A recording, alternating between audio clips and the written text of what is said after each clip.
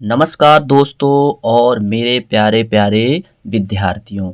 लीजिए आपके लिए मैं लेकर आ रहा हूँ इस वीडियो में प्रीवियस ईयर में आए हुए जो प्रश्न हैं, अब उनके बारे में हम एक एक करके देखेंगे। जैसा कि आज का हमारा वीडियो जो है पशुपालन का है, एनिमल हस्बेंड्री का है, जो कि हमारा 12वीं का पेपर सेकंड है। और पेपर सेकंड किस दिन है? शुक्रवार के दिन, यानी 13 तारीख को है। तो मैं आपको एक एक प्रश्न, सही विकल्प, खालिस्तान, सत्य सत्य, सही जोड़ी, एक शब्द में उत्तर जो आए हुए हैं पिछले वर्ष में, उन्हीं के बारे में मैं आपको इस वीडियो में पूरा समझाऊंगा। तो यह मेरा वीडियो थोड़ा सा बड़ा हो सकता है, लेकिन कोई बात नहीं, आपके लिए बहुत महत्वपूर्ण जानकारी होने वाली है। यदि आप ये मेरा पूरा वीडियो देख लेते हैं तो इसी में से प्रश्न आने वाले हैं। तो चलिए अब हम स्टार्ट करते हैं। लेकिन मैं फिर से आपको बता दूं कि मेरे यूट्यूब चैनल का नाम है पीएटी विद सचिन राय। यदि आपको मेरा वीडियो पसंद आए तो लाइक, शेयर, कमेंट्स और सब्सक्राइब करना ना भूलें। और अभी हम देख रहे हैं पशुपालन का अध्याय 1, आहार एवं पोषण, फीड एंड न्यूट्रेंट। अब फीड एंड न्यूट्रेंट्स में कौन सा प्रश्न आए थे उनके बारे में हम देखते हैं। तो ये देखिए प्रश्न जो है क्या पूछा था कि 1 ग्राम वसा में कितनी कैलोरी ऊष्मा प्राप्त होती है, ये हमसे पूछा था। तो 1 ग्राम वसा जब ऑक्सीकृत होता है तो 9.3 कैलोरी ऊर्जा प्राप्त होती है। फिर क्या पूछा था? रबी मौसम की उत्तम दलहनी चारे की फसल है। तो रबी मौसम में सबसे ज़्यादा जो उगाए जाने वाली फसल है वो बरसीम, जिसे हम ट्राइफोलियम अलेक्जेंड्रियम इसका वैज्ञानिक नाम है, और इसका उत्पत्ति स्थान इजिप्ट है। तो ये 2 क्वेश्चन पूछे गए थे। सत्य असत्य से क्या प्रश्न आया था कि वसा ऊर्जा का एक संग्रहित रूप है। बिल्कुल सही, वसा ऊर्जा का एक संग्रहित रूप है, ये पूछा गया था। तो ये सत्य सत्य कैसा है? सही है। तो और भी प्रश्न इस अध्याय से आ सकते हैं, लेकिन हम वो प्रश्न देख रहे हैं जो हमेशा आते हैं। अब हम देखने वाले हैं आहार एवं पोषण सेकंड। इससे विकल्प में क्या क्या आया था, कौन सा प्रश्न आया था? तो लीजिए विकल्प में हमसे पूछा गया था कि हे में नमी प्रतिशत होता है, यानी हे में नमी कितनी होनी चाहिए। तो हे में नमी 10% होनी चाहिए। यदि 10% से ज़्यादा नमी रहेगी तो हे में फंगस है और बहुत सारे जो है वहाँ पर जीवाणु पैदा हो जाएंगे और हे को खराब कर देंगे। और भी इससे प्रश्न आ सकता है, जैसे 3 में दिया है हे में शुष्क पदार्थ की मात्रा होती है।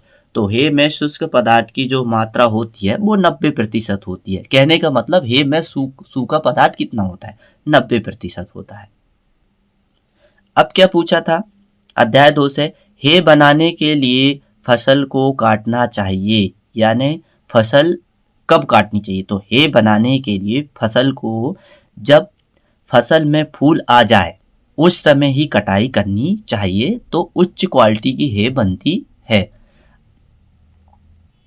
कुछ संभावित प्रश्न देखेंगे हम जो इसमें से आ सकते हैं।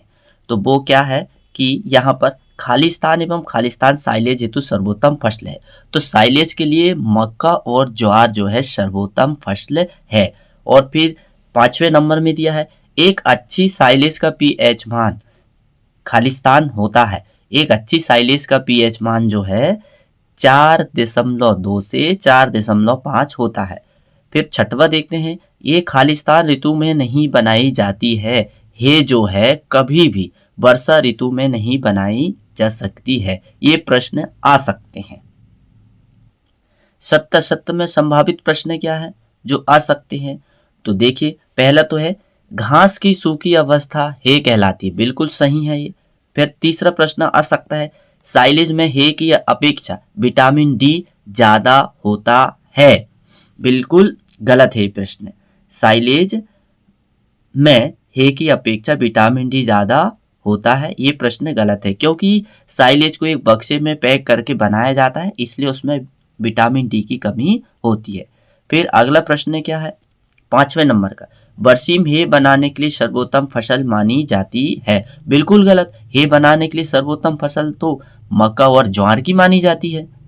फिर 6वां आ सकता है, हे का भंडारण करते समय नमी 25% होनी चाहिए। असत्य। हे का भंडारण करते समय नमी 10% होनी चाहिए। ये है संभावित प्रश्न। एक शब्द उत्तर में क्या प्रश्न आया था कि सॉइलिंग की परिभाषा लिखिए। ऐसे तो आप ऐसा कह सकते हो सॉइलिंग की, खेत में हरा चारा उगाकर पशुओं को सीधे काट कर खिलाना सॉइलिंग कहलाता है। एक शब्द में ये प्रश्न पूछा गया था। देखो क्या परिभाषा दी है पुस्तक के अनुसार, खेत से ताजे हरे चारे को काटकर पशुओं को खिलाना सॉइलिंग कहलाता है। ये यहाँ पर इसकी परिभाषा हुई, तो ये प्रश्न पूछा गया था। अब देखेंगे हम अध्याय 3, पशु चिकित्सा संबंधी औषधि एवं उपकरण, medicines and equipments use in veterinary. तो दोस्तों हम अभी वो प्रश्न देख रहे हैं जो 2022, 23, 24, 25 और ये 26 में आने वाले हैं। यानी कि 22, 23, 24, 25 इनमें तो ये आए हैं, लेकिन 26 में भी ये आने वाले हैं। वो प्रश्न हम देख रहे हैं जो लगातार आते हैं। तो अध्याय 3 से क्या पूछा था, नीला थोता का उपयोग किया जाता है। यानी नीला थोता का उपयोग किस बीमारी के लिए किया जाता है ये हमें बताना था। पैरों में छाले में डाले जाने के लिए, त्वचा के परजीवी नष्ट करने हेतु, कीड़े मारने के लिए। तो ये नीला थोता जो दवा है इसका उपयोग सभी में किया जाता है। फिर क्या पूछा था, चौथे नंबर का दिया था, चिराया किस रोग को रोकने में उपयोगी है। तो चिराया आपको पता है कि चिराया जो है बुखार कम करता है, यानी कि फीवर को रोकता है।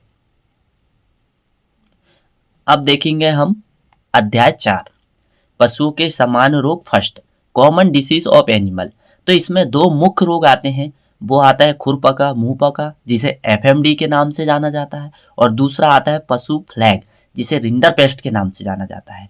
इस अध्याय के ये 2 रोग जो है मुख्य है और यही जो है मवेशियों में ज्यादा लगते हैं। तो इस अध्याय से हम देखते हैं क्या क्या आया था, विकल्प में कौन कौन से प्रश्न आए थे जो अभी भी आने वाले हैं।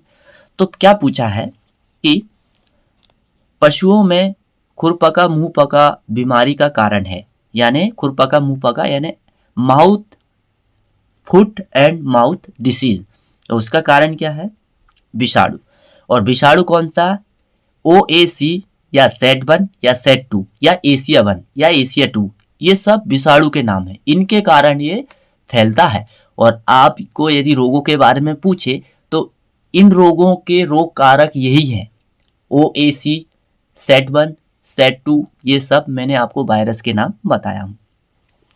अब दूसरा क्या दिया है, पशु फ्लैग बीमारी का कारक है। तो पशु फ्लैग का बीमारी का कारक भी क्या है, विषाणु है।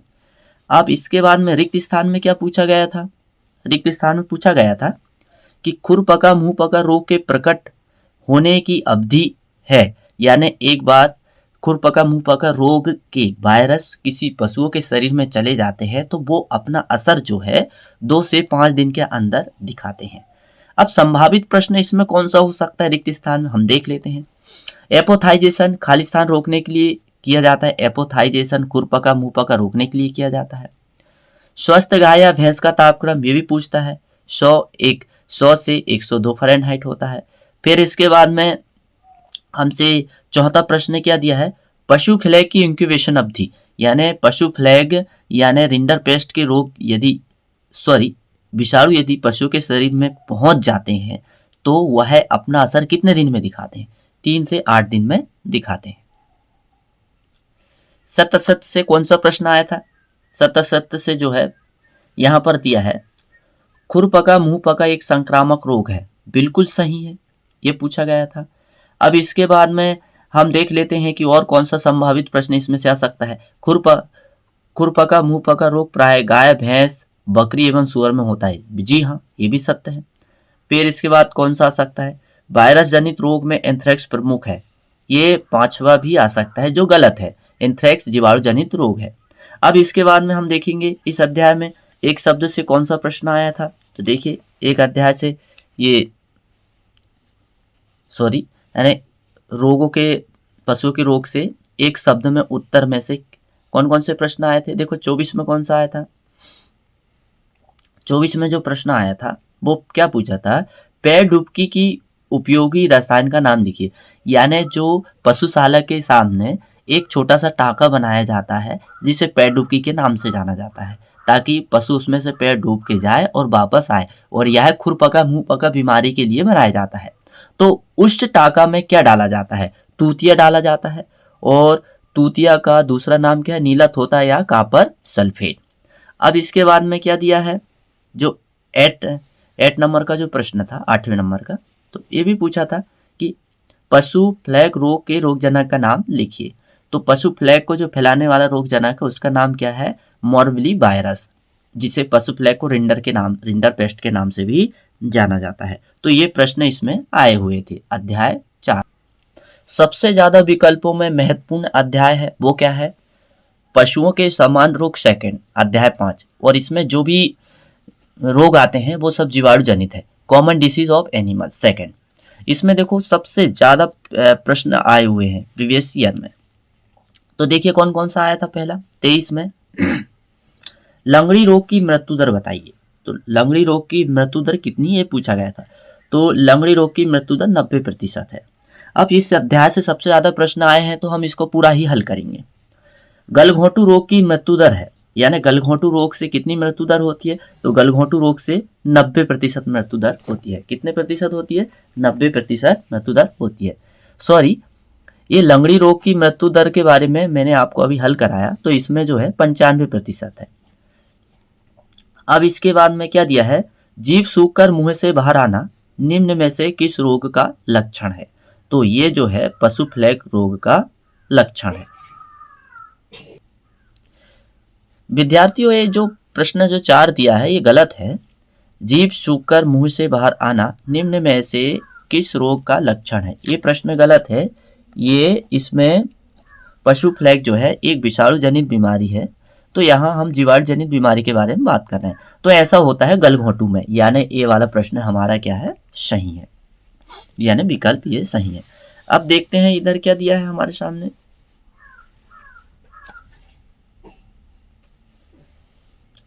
निम्न में से किस रोग में प्लीहा या तिल्ली का आकार बढ़कर समान से कई गुना हो जाता है?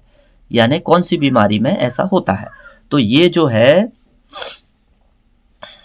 जहरी बुखार में ऐसा होता है। जहरी बुखार को एंथ्रेक्स भी कहते हैं, और इसका कारक है बैसिलस एंथ्रेसिस। अब इसके बाद में हम देखते हैं वर्षा ऋतु के बाद अधिकतर फैलने वाली